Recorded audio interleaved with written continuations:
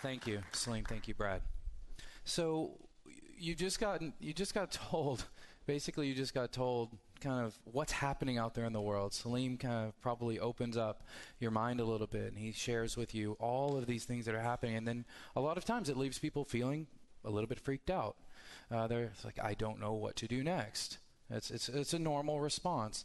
And then, with that, with your mind in that state, we throw Brad at you, and then Brad lays it all out there in the context of what we're here to work on, which is mobility and transportation, the moving human beings around a city primarily. And now you have 1,000 ideas, and you wonder about the 1,000 ideas you had, if they're any good anymore, and so what are you going to do next? So this is what we're going to do next. So we start here, and this is a map. Now, once we're done with that, the report is generated, a call goes out, not unlike the Evite that you got to be here. And it says, we're about to run the ideation and team formation phase of the Miami Mobility Fast Track. We send this to a few hundred people that we know are very well trained in the implementation of exponential organizations. We know because we trained them. That's what we've been doing all these last years. And they get 2 slides and 3 minutes.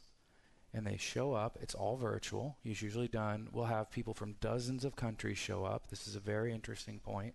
And they do their presentation, and then there's a sort of a judging committee that awards the top 3 prizes.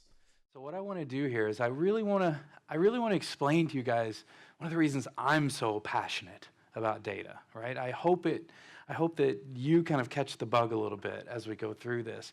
In order to do that, in addition to the love story you just heard, I did actually fall in love once before, at least once before.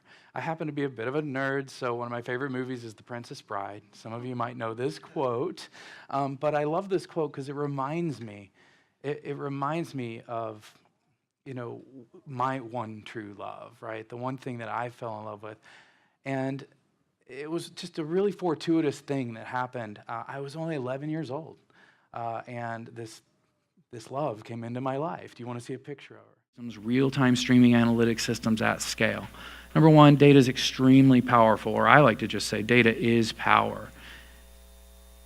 It can be used for good, or it can be used for bad. Okay? The key is learning how to use it in general. This one, I was speaking with a client, and he says to me, he says, Kent, one of the things that working on this project has made me think about is that my data is a strategic asset, because it's no different than if I have a building or a car or a bond or some stocks. Because it has an intrinsic value, and that value can be calculated over time as long as it's usable data, right? It's not any good if it's just shoved in the corner on a dusty old server and no one can get to it or use it.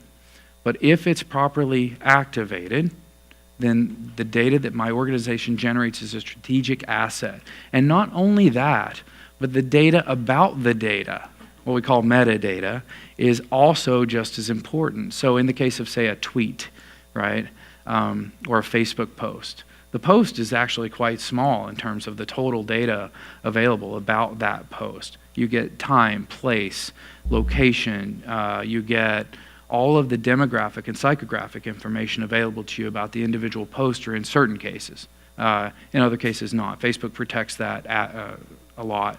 Twitter does not. It's quite easy on Twitter, for example. So keep that in mind, right? It's not just about the, hey, my cat just ran across the room. It's about all the other things. Now I know what room you were in. I know what state you were in. I know what time it was. I probably know what you ate for lunch, so on and so forth.